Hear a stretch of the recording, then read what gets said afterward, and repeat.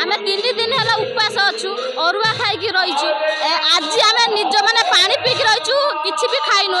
आहुति दे सारिकी नड़िया अर्पण करके आम अन्न खाइबु बहुत खुशी माने 3 मूर्ति आमर ये आसिले आमको बहुत खुशी लगे आम कलश बुड़े